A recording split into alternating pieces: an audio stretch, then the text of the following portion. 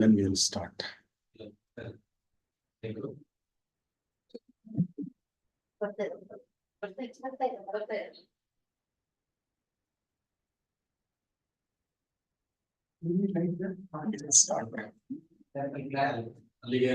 No, light must be here, not here. It will darken the.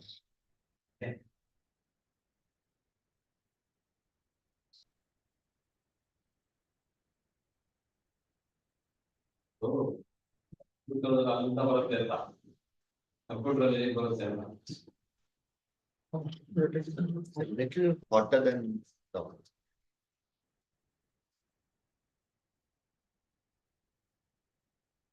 It's not your camera is not getting protected. camera is not working. No, that's because it's here. 1 minute. Switch off the camera will be there. No. It actually came. This is Okay. Yeah. Everything is fine. I think. connected to this. Yes. We are hoping everything is fine here. So.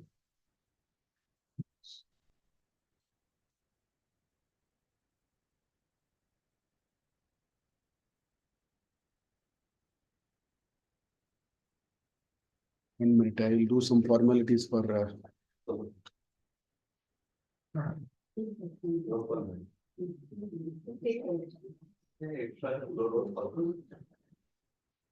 Okay, shall we? Okay, so in the first session, karma by nature itself generates avidya. But is that karma different from karma yoga? Is it karma is like? yeah, so because karma has a tendency to inherently further avidya, and karma is inevitable anyway. So then the question comes, how do we then do the karma? So that is addressed through karma yoga. So karma yoga is a methodology of doing karma which is inevitable. And if we do karma through the principles of karma yoga, karma will do the chitta shuddhi. That is the idea then. So in the first session, we saw three important ideas. The adhikaritva, who is eligible for this Atma Bodha, or what preparations are required for us to really get into this Atma Bodha. Then Acharya said as a second step that Jnanam alone will give you that moksha. All others are upakaranas, upasadhanas. Pakam vannivad jnanam. That is the second idea he said. The third idea he said is karma always leads to avidya. Jnanam alone will give you. So it is like darkness can be dispelled only by light, not by working on darkness anymore. So these are the three ideas we saw. So this, according to me, comprises the introductory section for Atma Bodha.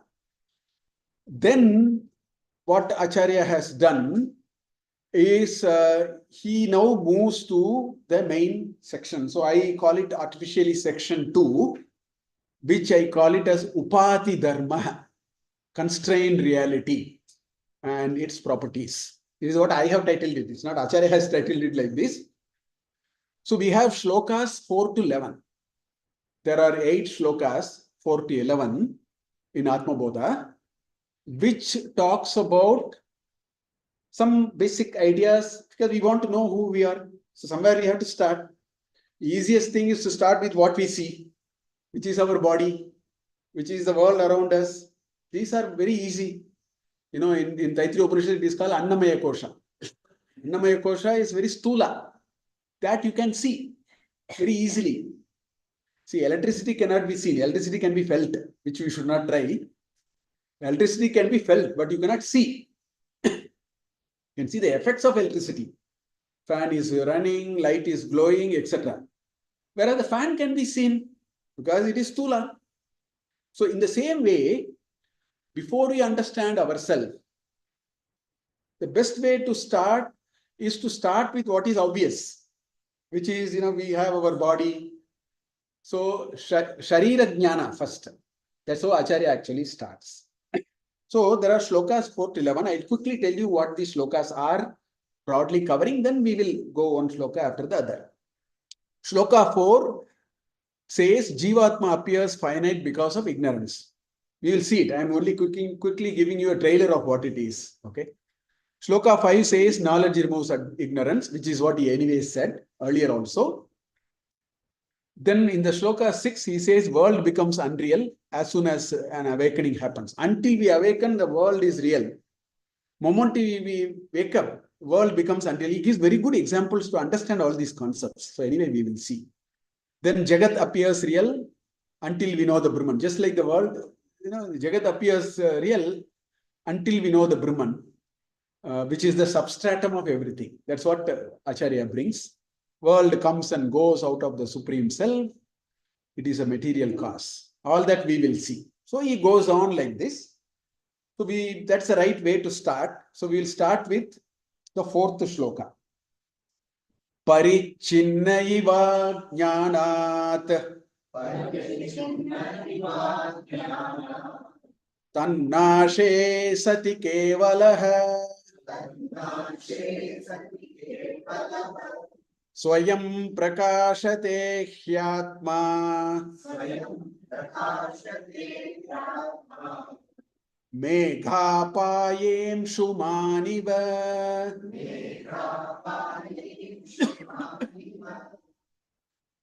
Parichinna Iva Ajnanat Tat Nashe Sati Kevalaha Swayam Prakashate Hi Atma Meghapaye Amshuman Iva. This is the Padacheda. So the example Acharya gives is Meghapaye Amshuman Iva. The sun is behind the Megha. Amshuman is sun. Sun is behind the cloud and we think there is no sun. Obviously it is not visible. A very thick, rainy day. You don't see a sun. So for all practical purposes, we can say sun is not there. But moment the clouds go, the sun comes out. The sun becomes evident. So what is not there? What we thought is not there. It is there, but we were not able to, in our Pratyaksha Anumana, it is not there. Sun was always there. When today we are all grown up. A 2-year-old child will think there is no sun. On a cloudy day, the child thinks Amshuman Nashtam Abhut. Sun is lost. That's what the child will think, because the child does not have the jnana. Moment the child has the jnana, the moment you grow up, when we see the cloud, although we don't see the sun, we know sun is there. But the fact is, we think sun is not there. Meghopaye Amsumaniva. Just like once the clouds disappear, the sun radiates, what is non-existent suddenly becomes existent. It is like that. So that is the example Acharya gives there. So I went to the end of the pada first, because the example is easy to sort of handle. Parichinna iva ajnanat. Because of ajnanat, parichinna. It is separate or broken, etc., etc. We don't see it as a single entity. We, just think it is not the parichinna iva ajnanat tan nashe sati. Once the ajnana is destroyed, which is as good as saying the clouds have moved. Once the clouds have moved, the sun comes. In the same way, tan nashe sati kevalaha swayam prakashate. The Atman is there in every one of us. But in a normal sense, it is all clouded. There is a dense layer of ignorance in all of us. So imagine, the Atman to be the sun. Imagine the Ajnana to be the thick layer of clouds. So you don't see it.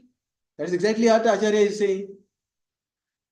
Because of a thick layer of, in fact, Gita chapter 5, it says, Ajnanat avritam jnanam Tena muhyanti jantavaha. Ordinary living beings are deluded. They are confused. Why? Ajnanat avritam. Avrita means covered. It's like, if you take a thick 100-meter cloth and cover a piece of gold with 100 meter of cloth, what you see is a bundle of dirty cloth. Inside there is this swarna is there. Imagine there is a golden block and you take a cloth and then wind and wind and wind and wind. And finally what you see is a bundle of cloth, maybe dirty, got soiled. In our world, Vyavahara, this cloth gets soiled. This cloth called body, mind and intellect gets soiled. So imagine that the gold is bound, avritam. Avritam is that which is covered. Ajnanat avritam jnanam tena muhyanti jantavaha. That's what in chapter 5 of Bhagavad Gita Krishna says. We are completely covered. So the sun inside us is Swayam Prakasha. It can radiate by itself. So when the sun is covered by the cloud, don't think sun has lost its capacity to radiate. Because of the sun only, we are actually seeing the cloud also. The very fact sun was there, we saw the cloud. Otherwise, we would not have, if it is pitch dark, we would not have seen the cloud. So although we don't see the sun, somewhere implicitly we understand because of the sun, we are able to see the cloud. In the same way, because of that Swayam Prakasha inside us, inside every one of us, we see so many things. We don't see it, but we see, because of that, we see everything else. So that avrita is there. So that's why he says, Parichinna iva ajnanat tat tannashe. Once that gets destroyed, that ignorance. In other words, there is a mechanism by which, let us say, we peel all these cloth. Slowly, slowly, slowly, we remove all the cloth. Finally, the gold will come. In the same way, if we can peel this avriti that we have, then slowly, just like, as 2 layers of cloud goes, the existing cloud itself becomes a little brighter. Then another 2 layers of cloud goes, this remaining cloud looks golden. Because almost the sun has penetrated. So that is what happens to people who are all sadhus and, sadbhavas. The cloud has thinned down, so they radiate. Already that Swayam Prakasha is radiating, right? So that is what Acharya says here. Parichinna iva ajnana tannashe sati kevalaha. So that is what in this shloka that Acharya is saying. So essentially, what is happening is every one of us is actually different. We are not on a cookie cutter. There is no standard template in which making biscuit, no? You just do it and then they call it as cookie cutter. Star, if you have star shape, then you do the dough and then keep on doing, you get star biscuit. We are not like that. We all have our own Prakriti Visesha, right? We are all made of our own Prakritis. So everyone is different in many ways, our moods, our attitude, our preferences, etc. It's all different. So our own understanding of the oneness is also different. We have a different meaning of oneness and so on. So the question therefore is, what is the mechanism behind this diversity? How do you reconcile it? This is the question. All of us look different. If all of us look different, then is there anything common? Is there anything beneath all this? That is the question. That's why, in the sky, some part of it has thick layer, some part of it has thin layer, some part of it has no layer, some part of it has some. So the sky looks of different shades of colors. Some looks golden yellow because sun is almost very, the Arunodaya is there. So that sky, that the clouds around that all look, golden and so on. So when people are very different, which is what we see in a very empirical sense, when people are different, then how do you reconcile this diversity? This is the starting point, actually. How do we reconcile the diversity? That's where, actually it says that this diversity is nothing but the sun is reflecting in different media. Shankaracharya wrote what is called Manisha Panchakam. Okay. In that there is a very beautiful shloka. Kim Gangambuni Bimbitembaramano Chandala Viti Payah Pure Vantaramasti Kanchana Gadi Mrit Kumbayorva Ambare Pratyak Bastuni Nistaranga Sahajananda Avabodham Budau Viproyam Supacho Yamiti Mahan Koyam Viveda Brahmaha. See, the story behind that Manisha Panchakam is, Shankaracharya was walking on the streets, then there was one Chandala who came, he said, move, move. Then this Chandala asked two questions. Acharya was blown off by the two questions. The first question he asked was, Annamayat Annamayam Atava Chaitanyam Eva Chaitanya Dvijavara Duri Kattu Vanchasi. You said move, move, no? What did you want to move? The Annamaya or the Chaitanya? Annamaya is this stula body. Do you wanted to move this stula body from that stula body? Or you wanted to move this Chaitanya from that Chaitanya? What did you mean by that? This was the first question. Acharya was blown to pieces by that question. But then the second was even deeper. Kim Gangamani Bimbite Ambaramano Chandala Viti Paya. He says, sun is there. Bimbite Ganga Ambuni, crystal clear waters of Ganges, the sun will reflect. It looks so beautiful. The same sun will reflect on a dirty water somewhere. The sun will look dirty. Is it not? The reflecting medium is dirty. The pratibimba is dirty. The bimba may not be dirty. The pratibimba is dirty. That's what that Chandala said. Kim Gangamuni Bimbite Ambaramano Chandala Viti Payah. He is giving Acharya some examples. Hey, please understand, sun is reflecting on crystal clear waters of Ganges. Sun is also reflecting on some dirty water on the roadside.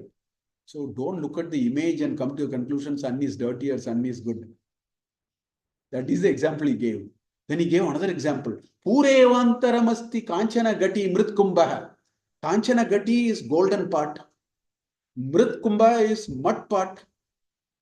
So the Chandala is asking, you fill the golden part with half something, water, rice, something. Fill the mud part also with something, half, rice, water, whatever. So Chandala is asking, which space is superior? There is an empty space in both the part. There is an empty space in golden part. Is it a golden space? I do not know. There is an empty space in the mud part. Is it a mud space? Space is space. These are the two examples he gives. Then he says, Pratyak Vastuni Nistaranga Sahajananda Avabodham Budhav. Pratyak Vastuni, in every Vastu, not in every Manushya, in every Vastu, in everything there is this Chaitanya is radiating in a particular way. So why are you getting confused? Chandaloyam, Pratyak Vastuni Nistaranga Sahajananda Avabodham Budhav. Right? Viproyam, he is a Vipra. Sopachoyam, he is a Chandala. Why are you getting these kinds of confusions? So I am reminded of that shloka. That is what it is, that while there are differences across people, how do you reconcile the diversity? Reconciling the diversity is, there is something behind all that. Behind all these varieties and shapes of clouds, there is the sun. The sun is the common. The sun reflects, so the reflecting medium can be anything. So the only message we get out of this is keep the reflecting medium clean. If the reflecting medium is dirty, then what you see is dirty. See, there is a mirror. We see our face. Let's say the mirror was not cleaned at all. It's all dirty. If it is so dirty, when you go and see your face, don't break the mirror with anger. Clean the mirror. Because you are not dirty. The reflecting medium is dirty. If you clean the mirror properly, you may look good. Right? Therefore, the point is sun is reflecting in multiple media. That does not mean that there are many different versions of sun. There is only one sun. There are no different versions of sun. The pratibimba can be anything. The bimba is the same. Right? So a child simply all these a child may not have the knowledge. So if there is think of another example. If there is a mirror which is broken, then 20 suns will reflect on it in the 20 different pieces. The child will say, Amma, there are 20 suns now. Our reality is like that. We see each one of us to be different. Because we are only seeing the reflecting media. We are not seeing we are only seeing the pratibimba. In a very empirical plane, that is what we are doing. We are seeing the pratibimba. We take like that 1-year-old child which said that the moment it saw a broken mirror in which 20 suns were reflecting, it said, Amma, there are 20 suns, which is what we are doing. We think he is different from me, I am different from him, etc., etc., etc. Because we are only looking at the pratibimba. We are not looking at the bimba. We are simply looking at the pratibimba. So, to remind that there is only one, Acharya brings this shloka. Just as the cloud goes away, the sun shines, the same happens when we get jnana. Moment that jnana sampadana happens, please understand, when jnana sampadana happens, these differences don't go away. This is the confusion a lot of people have. Differences will never go away. But our understanding of the differences changes now. Is it not? Just because the sun came out of the cloud, next time when the sun goes behind the cloud, our understanding is not sun doesn't exist anymore. We understand what is happening. We know there is a sun because we already seen it. We have become wiser. So therefore we say the sun is there at the moment temporarily. These are all manifestations of the cloud. In the same way, a jnani, when he or she understands that there is only a common thing, he or she will continue to see the world, but her vision will be different. Drishti parivartanam will happen. Drishti will change, nothing changes, drishti changes. What we take of this world is only our perspective. That's why in English also we use the word my world view. This is not my world view. What does it mean? That means I see it in a particular way. That's all is what I know. What you know is only what you can comprehend, not what I comprehend or what she comprehends. That's not the world. That world view will change. World will remain, so-called world will remain, but the idea of what that Jagat is, what it comprises of, what is the sambandha between various entities in the Jagat will all undergo a change after Jnana Sampadana. Nothing will disappear. We will all be as usual, but this person, a jnani, will have a different view of the whole matter.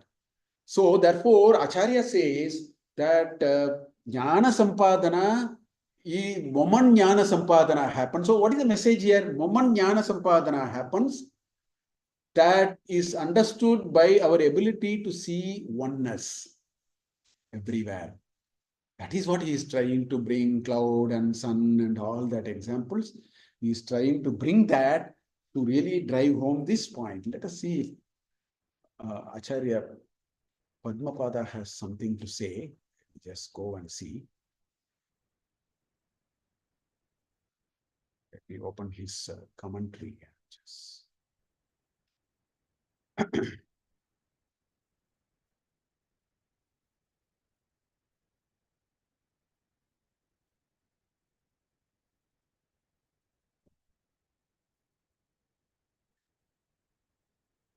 now let us see what he has to say. Yes. Nanu prati shariram binna eva. Sharira is binna. These are all separate. Nanu prati shariram binna eva. Atma upalabhyate. Katamasya kaivalyam itya shankya. How then you think of this oneness? That doubt will come. He says, Paripurnasya advitiyasya atmanah ajnana parikalpita kalpitochva shariradhya sakrita parichinnatvam aviveka kritameva. That which is not separated appears separated only because of ajnana. It is a certain perspective. What we have is a certain perspective of life. Natu tad drishtya vivekena tan nashat atma kevala eka prakashate. When the jnana spuranam happens, when the knowledge manifests for us, kevala eva prakashate, mega avarana abhave bhanuhu iva ityartha. Just like after the cloud went, you only saw the sun and nothing else. All variations got completely lost out. So that is what his commentary to this sloka is. We'll move on to the next sloka, sloka 5.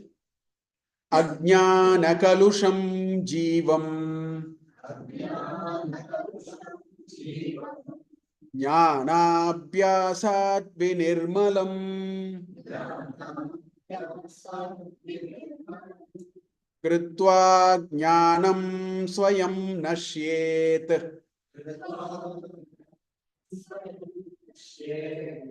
जलं कतकरेणुवत्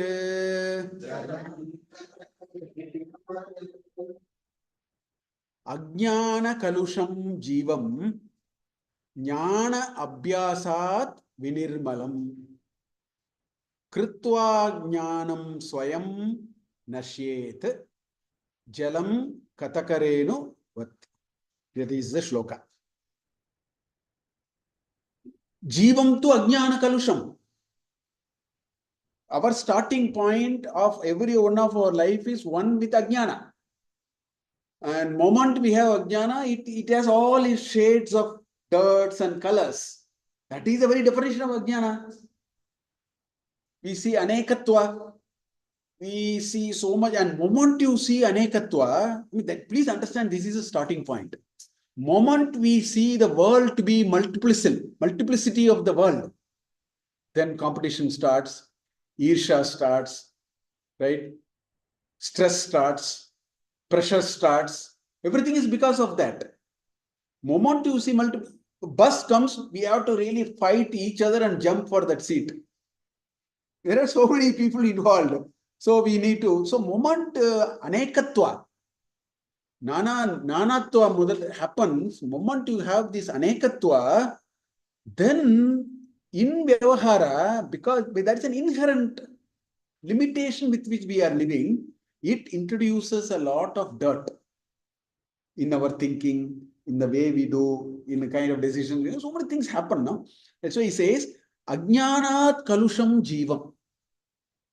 This whole jivatma, because it is steeped deeply in anekatva, its life will be will consist of kalusha. Kalusha is dirt, does not mean only dirt, mental tension, stress, burnout. So many things we are telling today, no? They are all kalusha only. They are all the after effects of that. There is some issue we seem to be having, which is inducing stress, creating problems for us, making us feel dejected, making us feel angry. This kama, krodha, lobha, kama, desire, lobha, right? This miserliness, moha, delusion. All that starts because of ajnana jivam kalusham, right? Then he says, jnana abhyasat vinirmalam. So how do you clean it? The only way you clean it is jnana abhyasa. You have to, nothing gets done overnight. Although some advertisements show you have to take some Vim paste or something, some dirty vessel, one time it does it, it becomes brand new.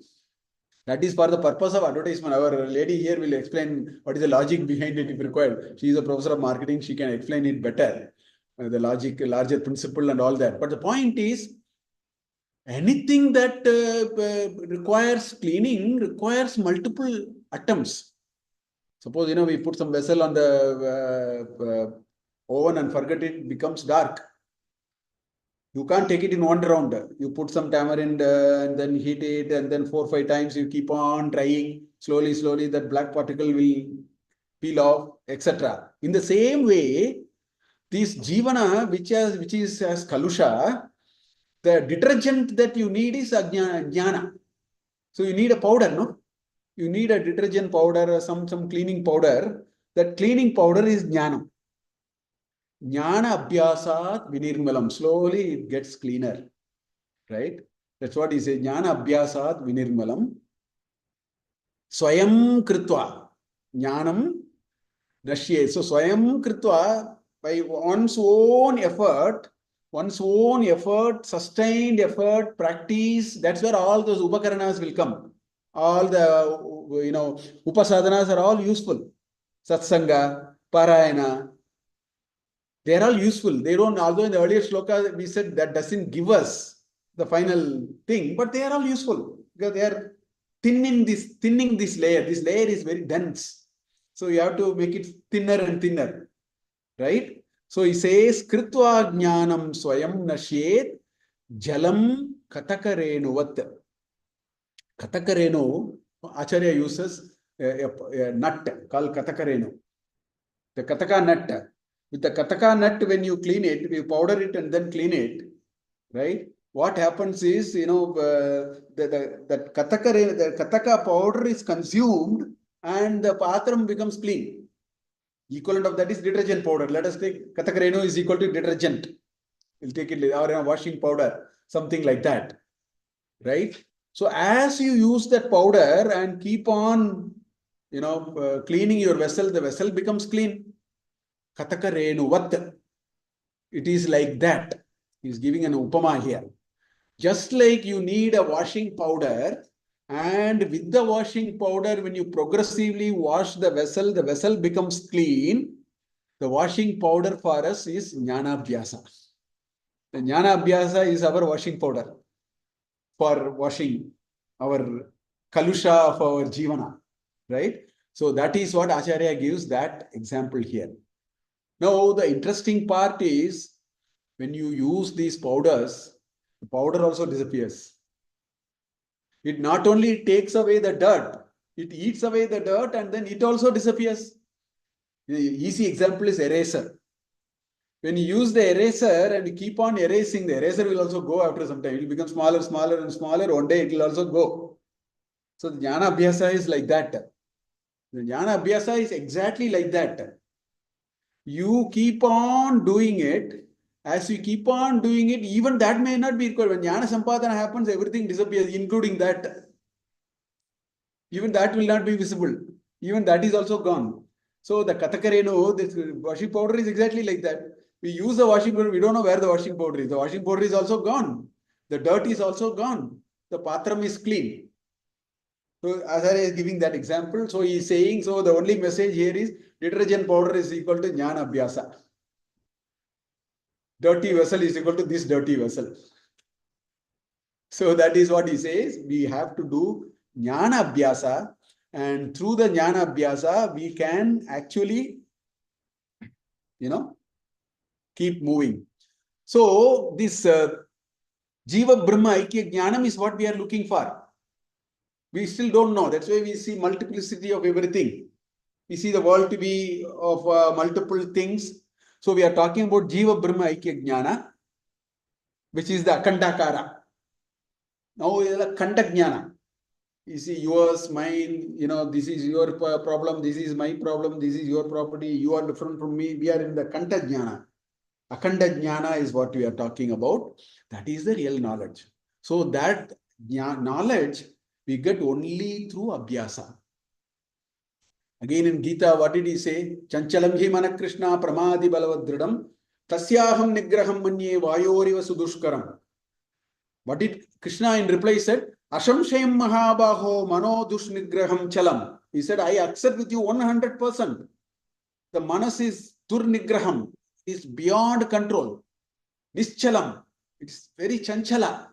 The mind is always reverberating with all kinds of thoughts. Ashamshayam mahabaho. Arjuna, I don't disagree with you. 100% I agree with you. Then he said, Abhyasena tu kaunteya vairagyena cha grihyate.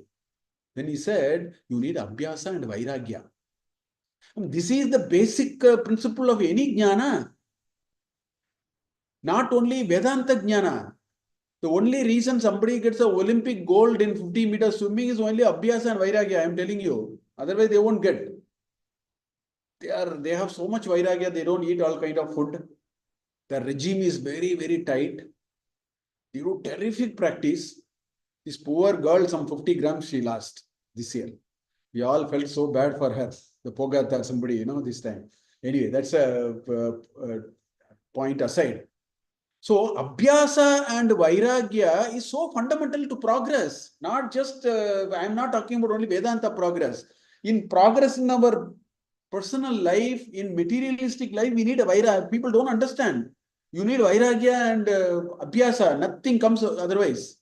There are no shortcuts for anything in life, whether it is materialistic life or whether it is, Paramarthika or Vyavaharika. It doesn't matter. We should develop Vairagya. A Nobel laureate has a lot of Vairagya and Abhyasa. Otherwise, he doesn't get Nobel Prize. I recently met one Nobel laureate in chemistry. See, I am in the board of IIT Madras, so the convocation we invited this time one Nobel laureate in chemistry. So I had a little, we are sitting and chatting. I asked him, sir, how did you get this Nobel Prize? He gently smiled. He said, I don't know. For 20 years I've been working. That's what a Nobel laureate does. He doesn't even know he'll get a Nobel Prize. But what he knows is, there is something interesting I will go after. I don't bother what is happening. I will simply go after it, and whatever comes for me is fine.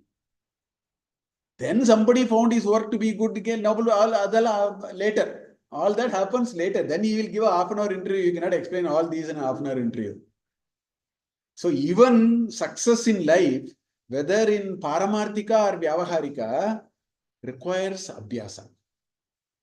That steadfastness actually that steadfastness is a great indication of spiritual progress. I am telling you.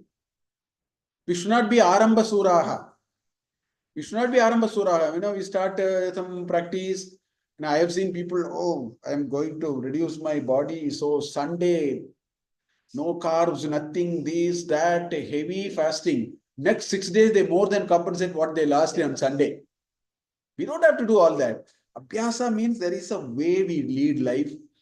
That's where the Achara Vicharas are coming for us. That is why our ancestors put so many.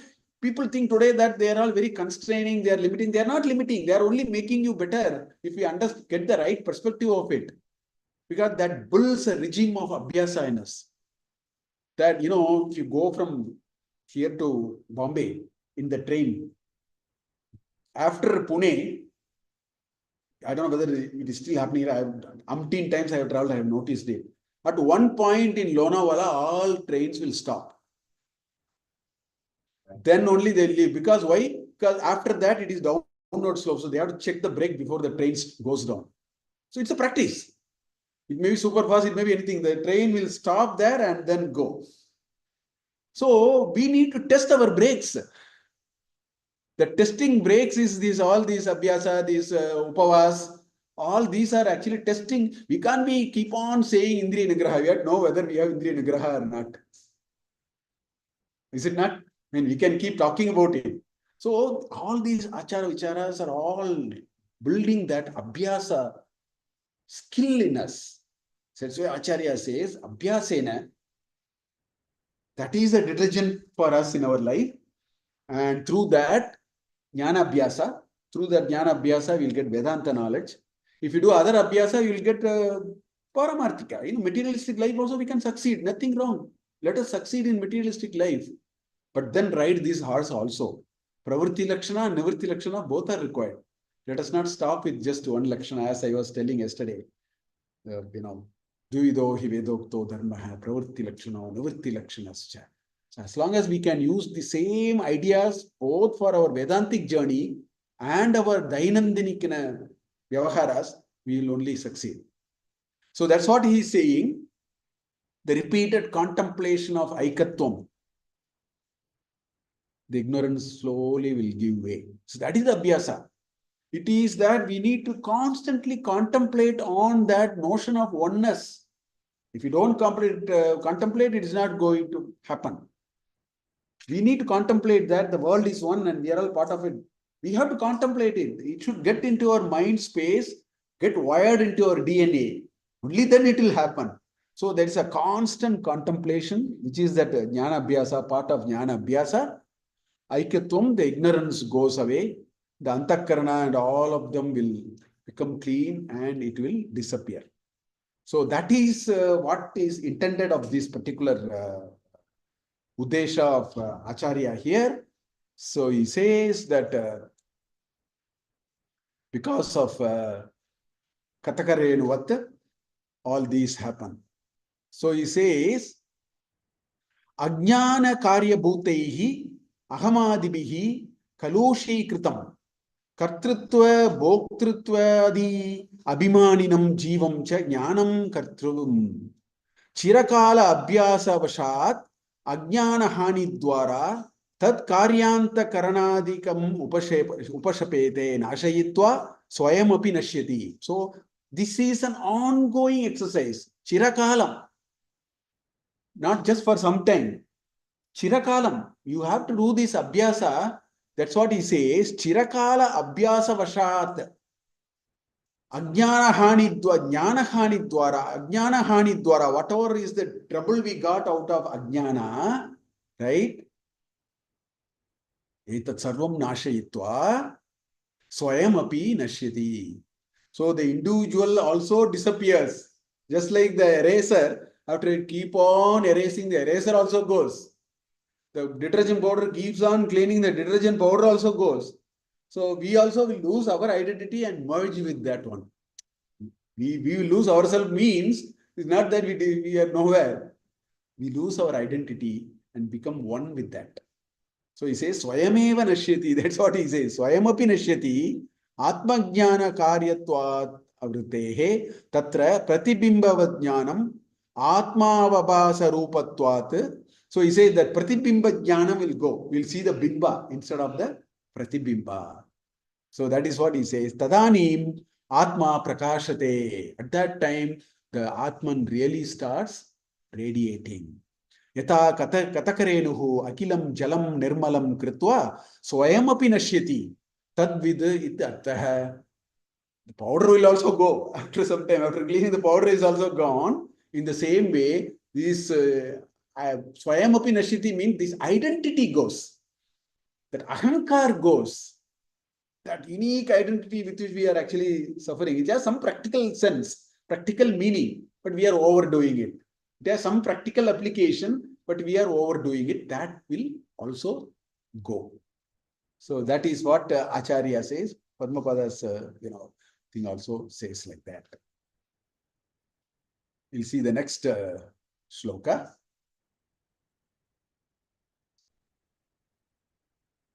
संसार स्वप्न तुल्यो हि राग द्वेषादि संकुलः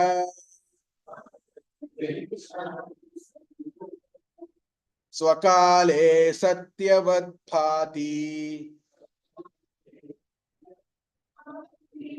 प्रबोधे सत्य संभवे सत्य सद्भवेत्. Okay. So, Acharya says, samsara swapna tulya. The word he is used in many Sanskrit shlokas. Yada yada hi dharmasya, he is there, He is, see, when we write anushtup, you need ashtaksharas. Sometimes only 7 will be there. So he, cha, eva, they're all used so that the meter is pakka. Ashta aksharas are required. Pratipada. So here one akshara is missing, so Acharya has put he. He means indeed. It's only emphasizing it. What he is saying? Samsara hai swapna tulya hai. Samsara is like a dream. Tulya hai is equal. Tola, na? Tulya hai is equal. The samsara that we are all leading is like a dream. So indeed, he, you can take that. The samsara is indeed nothing but a dream. Okay? Raga dveshadi sankulaha. It is all characterized by raga, dvesha, adi. Adi means etal. ... Mother, Matsarya, everything you have to add. Adi always used in Sanskrit to say etal. ... Also, Instead of saying 100 things, simply say adi. Not this adi. This adi is different. Okay? There is another meaning of adi for him. He is the adi purusha for us. So the adi, when it is attached to any word, means etc., etc. So it says ragadveshadi sankulaha. All these difficult things that we go through in terms of raga and dvesha, all those are coming out of this jivana, the samsara. And actually that samsara is actually like a dream. The concept of dream modern psychologists never understood the value of dream. Indian rishis, Mandukya Upanishad, you should see. The shortest Upanishad is Mandukya Upanishad. Kirti is very big. Murti may be small. Kirti is very big because the our Shankara's Garudapada has written a commentary to it, which is very huge. So in that, the dream state, the Avastatraya, Jagra, Sopna, Sushupti. Indian psychologists have very deeply analyzed dream. Dream is a very important psychological phenomenon. We don't take it, we don't see it seriously. Indian rishis are great psychologists. They have analyzed dream very beautifully. And I have my personal experience. A good understanding of Vedanta comes when you analyze dream, when you understand dream, actually. That's why Vidyaranya, in his Panchadashi also, he has very beautifully explained the dream state and all that. So here some Acharya has already brought that concept. He says samsara swapnavat. Swapnavat tulyaha. Right? Samsara is like a dream. Swakale satyavad bhati. When you are in the dream, let us now understand dream. Dream is very important for us to understand. Let us take a dream. Okay? I am dreaming. When I am dreaming, so many things happen. I don't know whether you think about it. Let's say I am dreaming about, watching a match in some ice hockey in Canada, in Montreal. I actually went to Montreal to, they put me some 300 feet above here. And the stadium was like this. I thought I will fall. The stadium was built like this and all lit. From some 100 and 200 feet above, I am seeing ice hockey. You guys are playing there. Anyway, let's say we are dreaming. I am dreaming. Now look at this whole Maya Jala. I create one more Mahadevan first. Mahadevan is dreaming. I create one more Mahadevan. I create some 20 players. Wherefore I am creating, God knows. I create a stadium. I floodlit the stadium. I actually lay ice on the stadium. And I make those people run up and down. All these are impossible. Can I do it sitting here in the waking state? Can I create one more alter ego of mine? I have done it in Swapna. And not only that, I create Mahadevan and this Mahadevan is actually looking at that Mahadevan also. What Maya Jalya? I am looking at me. I created a duplicate of mine, make it go through something. So I am watching. So let us see this dream for a while. So I am watching the dream and suddenly there is a fire accident. Some spark happened. So everybody is now, fire started in one part of that stadium. There are about 1,000 people sitting there. These are all dream. So everybody is now rushing because you have to. So I have created 1,000 people running also now. Everything I have done here. And now I also have to escape. No, otherwise I will perish in the fire. So I also actually pick up, start running. And being a blood pressure patient, I am not able to run faster and my palpitations have increased. At that time, I get up and I have palpitation. I didn't have any of this dream. I'm just telling you. Don't take it. When I get up, I have huge palpitation. Now, none of the science can explain any of this, however much you try. How can you create one more Mahadevan? Please tell me. Lying on a Shavasana or some such thing. Or nicely, you put us on Shavasana at the end. Lying on a Shavasana, how am I going to create a Mahadevan? I don't know how it is possible, but I did it. Right? And I did so many things inside, and I am in that world. Huh? Please understand, I am in that. It's very real for me. Why did I get palpitation? I got palpitation because it was real. As long as the dream is happening, it is 100% real. It is not even Pakka, Agmark, 100%, not 99.9. That's what the Acharya is saying. He says, what he is saying, Swakale Satyavad Bhati.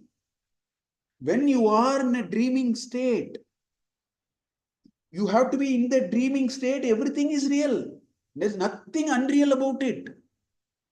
I run, I take the bus, I catch this, I go and meet Meera, she gives me one plate of sabudana, I eat, all kinds of things happen now, everything is real.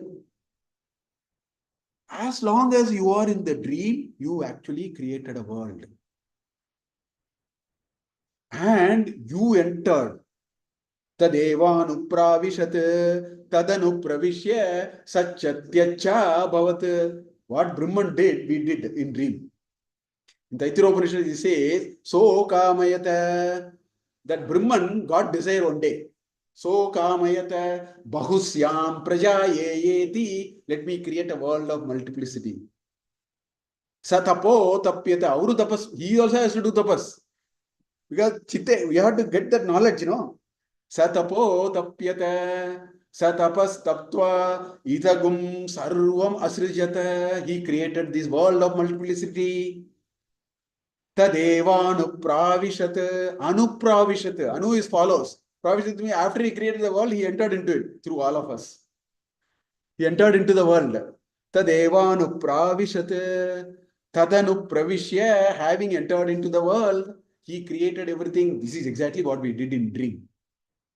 We are all Brahman. And there is another world we have. Swapna Loka. So you create so many things. And until you are waking up, it is very real. There is no iota of doubt. It is not some fancy idea. It is very real. That's what is Acharya says, Swakale Swapnavat Bhati. Suppose in that particular dream, I am having a dream, let us say. I will only use my example. I don't want to trouble you. Okay. Suppose I am having a dream. And in the dream, I am just dreaming, and suddenly I find that there is a thief who have entered into the house, and I have kept some 5,000 rupees in my showcase or something. These are all part of the dream. So this fellow has taken the money, and then he is going away. Then the dream, I am shouting, catch him, catch him, catch him. People do it. It's part of the dream. Catch him, I'm shouting, and you are by the side of me. What will you go and catch the thief? You will rather wake me up. Hey boss, get up here. That's what you will say. You will wake me up and say, hey, Uto yaar, what are you doing? Get up first. After that, everything is over. So Acharya says, Prabodhe. That's the word he uses, Prabodhe. Once you wake up, it's different. Right? The true wisdom comes only after you wake up. Only after you wake up, you found there was no thief, no dog, no ice hockey, nothing. Veera is there, but only not, dream is not there. That's all. Okay? So all that is all gone. Only when you wake up, true wisdom dawns on you. Now, this world is exactly like that. We are so what is this dream? Dream is a certain level of reality. Now we agree to it because, I got sweat, I got palpitation, I shouted thief, thief. So without nothing, I can't do it. If I do nothing, without nothing I do it, you take me to Nimhans. You take me to mental hospital. That's a different story. That's not what it is. So, which means from one level of reality, when you break that and go to another level of reality, this reality becomes unreal. Agreed? Dream gives us that understanding. So, our Vedanta says this waking state is another level of dream. This is another level of reality. If you go from here to another level of reality, this will also all become, they're all were there. They are not really the truth. As much as the dream was there, the Aki was there, the thief was there, etc., etc. In the same way, it will always be there. It will be there. The dream will remain. The dream doesn't go out of it is not etched out of my memory. It is there. When you woke up, I don't see it. Although the memory is there. In the same way, when we get the Jnana Sampadana, we go to the next level of reality. And when we go to the next level of reality, many of the things that we assume to be real becomes unreal. So what is Acharya saying in this sloka? Acharya is saying that there are different levels of reality, and in each level of reality, it is a kind of a dream. The dream example, we are able to relate it very easily. That's why he is giving that example. Moment you step out of this dream reality, then you find something else. Now, if you go from here to another level, you will find, oh, this is also another level. That is what really happens. So he is actually saying that, sorry, I never knew I brought my.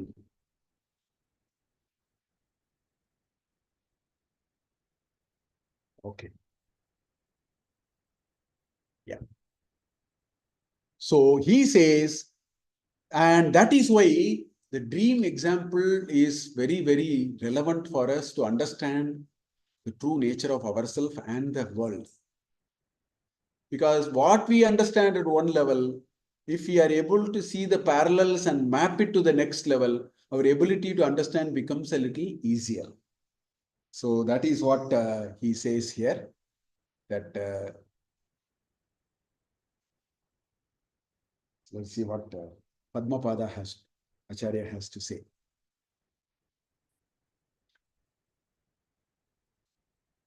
Ragadveshadibhihi Sankulayamanaha samsaraha swakale swasya karanabhuta jnane sthite sati tavat mitya bhutopi samsaraha satyaiva bhati. As long as we are in this reality, although it is a myth, mithya is the English word is myth. Many of the English words came from Sanskrit. I don't know how many of you know. Mithya became myth. Smaya becomes smile. Smayati means smiles. Vamati means vomits. Vam means to vomit. Vish means to enter. That's why visa, you need visa to enter. Indo-European languages came from Sanskrit. So many of the English words actually came from Sanskrit only. Anyway, he said that because of that level of reality we are in, he says that, Karana Bhuta Jnane Sthite Sati, we are in this Karana, we are at the level of this Karana Bhuta, this body level, Sati, Tavat Mithya Bhuta Happy, Samsaraha Satya Iva Bhati. Although this is all myth, it will appear to be Satyam. Just as while we were in the dream was Satyam for us. Only we have to come out of the dream. Oh, that's a dream. Until then, we were part of it. And we were taking it too serious and doing everything. So he says, Satya Iva Bhati, Prabodhe Sati, once we wake up to the greater reality. Not this Jagrat Sthiti, even bigger than that. Okay. Prabodhe Sati, Vakya Shavanad Atma Jnanotpatto. Vakya, see what Acharya is saying. Vakya Shavanadi Atma Jnano Utpatto. How do you get this jnana? By Shravana, by Vakya. Vakya always means Veda Vakyas, Mahavakyas, Shrutis. That is a word used whenever they say Vakya. So Vakya Shravanat Jnanotpatto, Jnana Utpattihi will happen. Asatya eva bhavati. At that time you understand, oh, these are all ephemeral reality of one level.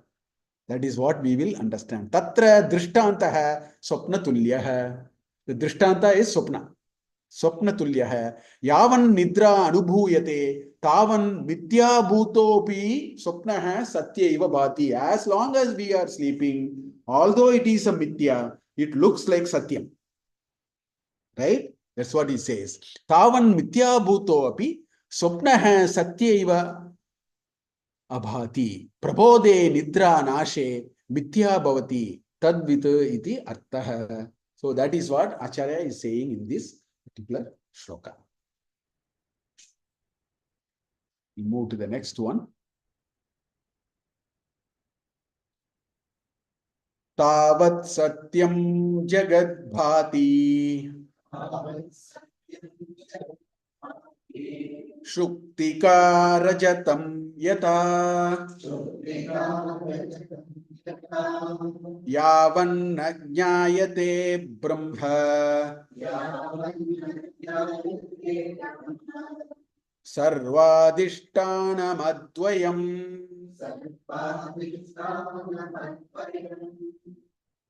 Tavat satyam jagat bhati. Until that point, Jagat will appear to be Satyam. Tavat means until then. In Sanskrita, Tavat means until then. Until that point. Tavat Satyam Jagat Bhati. And then immediately gives an example. Acharya is full of example. Shuktika Rajatam Yata. When you see the shell, we think it is silver. From a distance, when you see it, it shines. The shell is shining. So we think it is actually silver. Shuktika Rajatam Yata. Just as we mistake a shining shell to be silver. We are seeing it from a distance.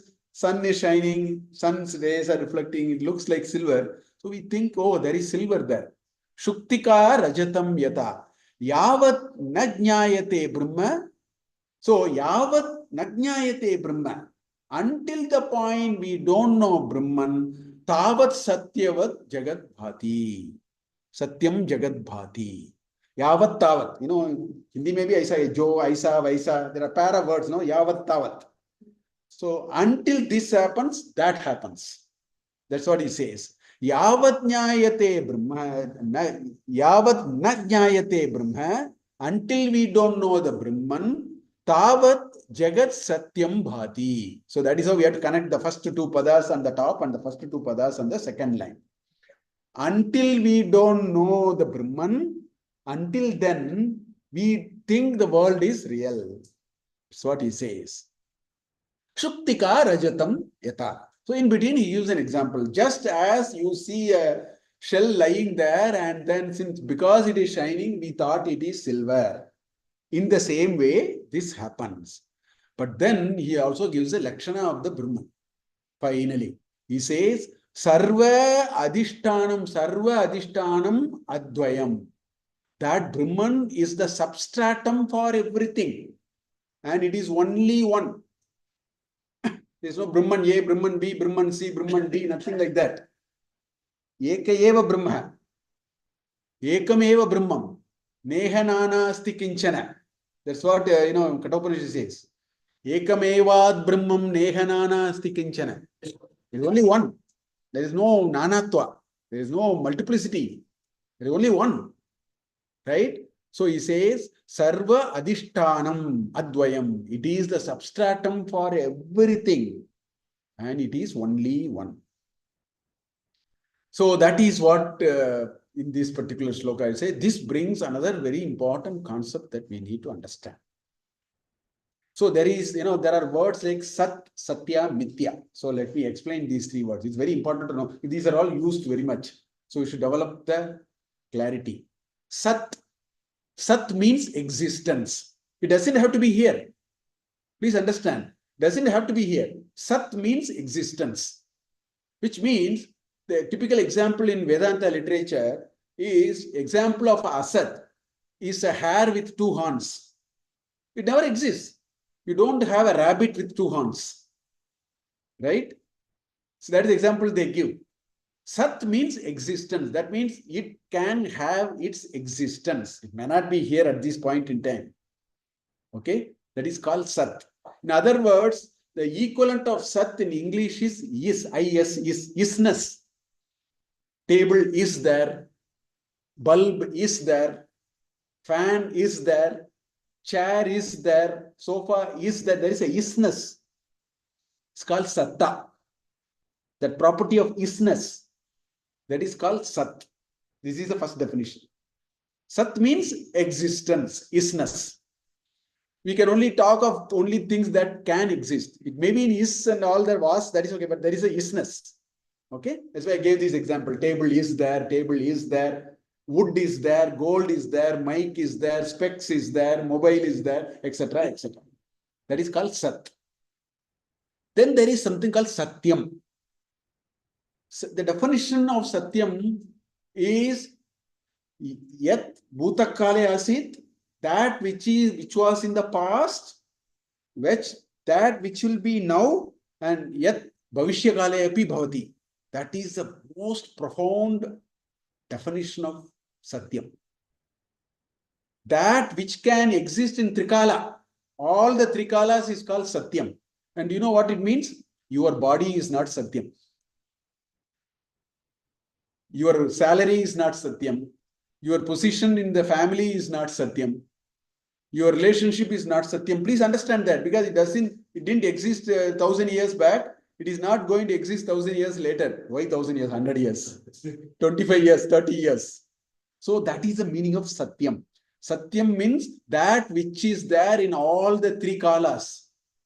That is called Satyam. So many things that we are going after in our life are all asatya, actually speaking. See, in Ramayana, in the Ayodhya Kanda, Bharata comes, Kaikeyi does all that mistake and everything happened. Dasharatha dies. Rama goes to Bharadwaj ashram. Then later Bharata comes, and Bharata comes and 70th Sarga to 80th Sarga, he blasts his mother like anything. Scolds her, curses her, everything he does. And he refuses to be the Raja of Ayodhya. He told her mother, you made a nonsense thing. I won't do all that. So he said, I won't. That's not what it is. You made a mistake. Then he comes to see his brother. Ayodhya Kanda has 120. Sir, one of the best, every part of Ramayana is great. But youngsters must read Ayodhya Kanda. The true challenges of life you will see in Ayodhya Kanda. In 19th Sarga, Rama comes back. Sita is asking, why is your face so pink? Kaikeyi has said, go to the forest already. But you should see, before going, Rama is such a high mood. Valmiki brings it so beautifully. Rama tells to Sita, see, tomorrow morning we have our coronation. You play with your friends. Appa must have forgotten something, some last minute instruction. Sumantra has come. I think father must have forgotten some minor instruction. You play with your friends. I'll just go and meet him and come back. That is how he went. Little knowing that he is going to go to the forest. That mood was brought so beautifully in Ramayana. Valmiki, Ramayana you should read. So beautiful. Anyway, in the 19th Sarga, he comes back. And Sita looks at Rama's face. Why are you so pale here? What happened? Rama had a lot of emotions. Greatness of Ramayana is, if Rama lived like a god, there is no meaning here. He lived like you and me. He showed how to live by living like a Manushya. That was the greatness of Ramayana. I mean, if Rama said, I am God, I can be beyond all dukkha, there is no value in Ramayana. You should read Ayodhya Kanda. He cries, you know how many times he cries? Up to Kishkinda Kanda, he keeps crying, remembering Sita. So anyway, when he comes back, all that happens. Then this Bharata goes, and 119 sargas, 95th sarga to 114th sarga, there's a conversation between the two brothers. Beautiful conversation. So in that conversation, in the 105th sarga is pure Vedanta. The 105th sarga is pure Vedanta. It's like reading Bhagavad Gita actually. So Rama says to Bharata, what are you talking about? All these relatives, friends, don't be emotional in life. He gives an example. There is a big stream of water gushing. Jasti rain has come. Water is gushing. So two plants are coming. He is giving this example. Kashta, there is one shloka. He says the two plants are coming in the river. You know, you would have seen it. It will be hitting with each other because of the pressure of the water, no? The two planks are hitting with each other and it keeps on going. But after a while, this plank goes this way, this plank goes this way. Because of the force of water, you know. We have seen it. Rama gives this example. What are you talking about, brother, and all that? Asatyam. They are not Satya. Relationships is not Satya because they will not exist in all the three kalas. So that is called Satya. Then there is something called Mithya. There is a third entity called Mithya. The best example for Mithya is, suppose on a desert or on a tar road, you see water. Mirage. It's water here, very much water. First time I see, I am 4-year-old, 5-year-old, first time I see in my life, I step out on a summer day, there is a tar road and there is water on the tar road. So when I go near, I feel, I may get wet, only to find that when I go there, there is nothing. So Mithya is seeing something which is non-existent. It's a part of an existence. It belongs to the domain of existence padartha. Water is an existent padartha, but it is now being seen in a place. You see now, but you don't see later. It has vanished. That is called mithya. Okay? Dream is actually like that. It exists, after a while it goes. You saw it. So next time when you see mirage, water will continue to be there. But you have a jnana now. You know it is not water. That phenomenon will still be there. You will stand here and you will continue to see. But you will not say, I will get wet. So in the same way, it is mithya. So the Shuktika and Raja, why I brought this, that is exactly the example of Shuktika and Rajatam. First time when you see the shell, you think it is silver. But then when I go near and then picked it up, you find, oh, this is a shell. But second time you will continue to see. But you will not get deluded. You will not get confused. So that is called mithya. So Acharya says life is a mithya. Moment you know it, it will continue to exist.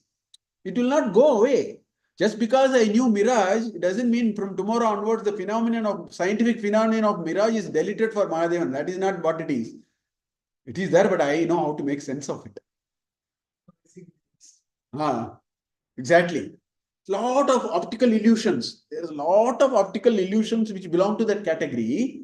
We may continue to see it. We continue to see it, but when we make sense of it, then we know where to place it. It has its place.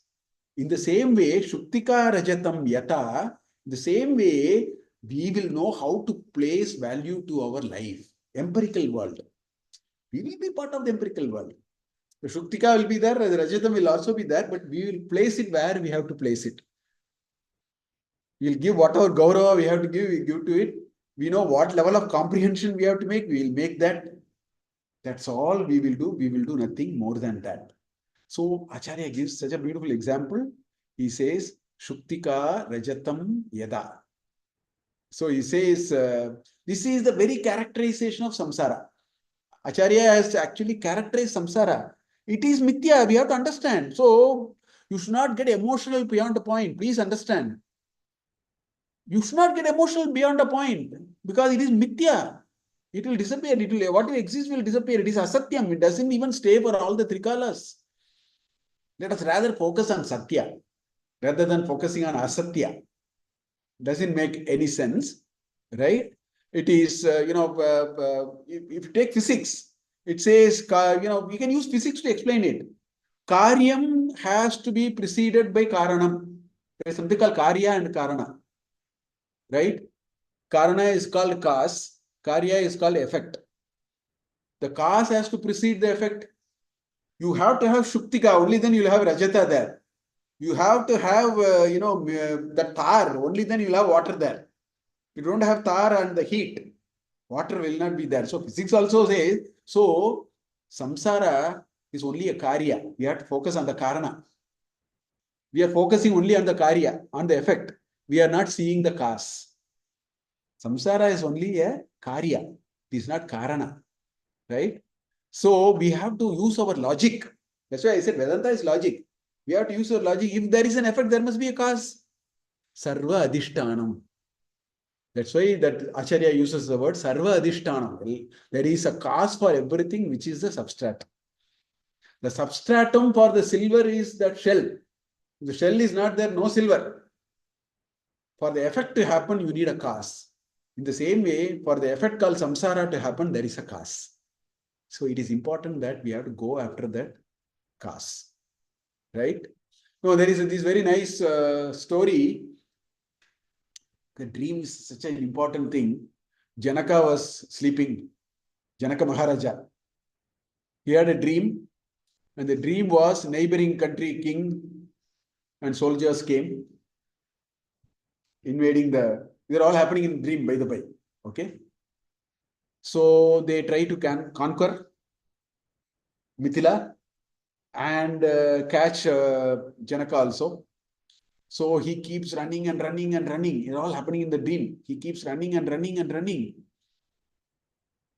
So much he is running, he's become so hungry. Hunger has taken over him. All these are happening in, in the dream. Then he goes to a chowl tree, which is serving food.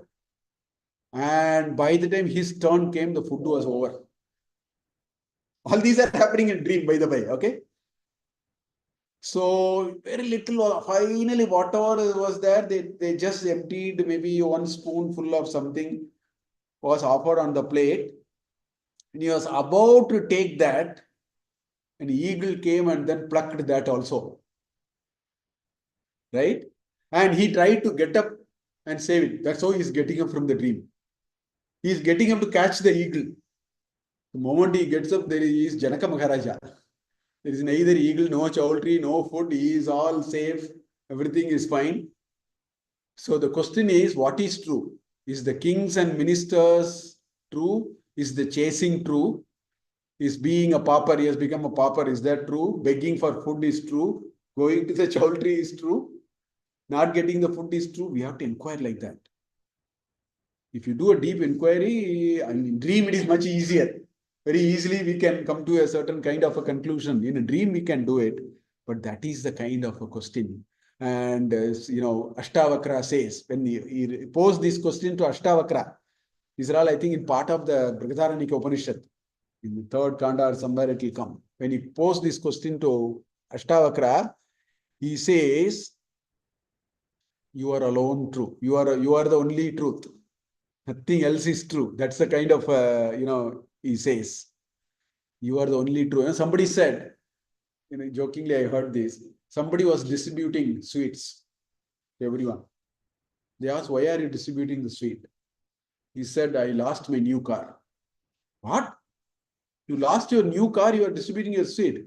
Fortunately, I was not lost. You have to do that. We should not lose ourselves. We seem to be losing ourselves. So he said, fortunately, the car was lost. I remained. So like that, we have to break the dream and come out of it. I think we will stop here, take a 15 minutes break and do one shloka and sadhana panchakam. We'll change gears a little bit. We'll do one shloka and sadhana panchakam and break for lunch. We'll stop here.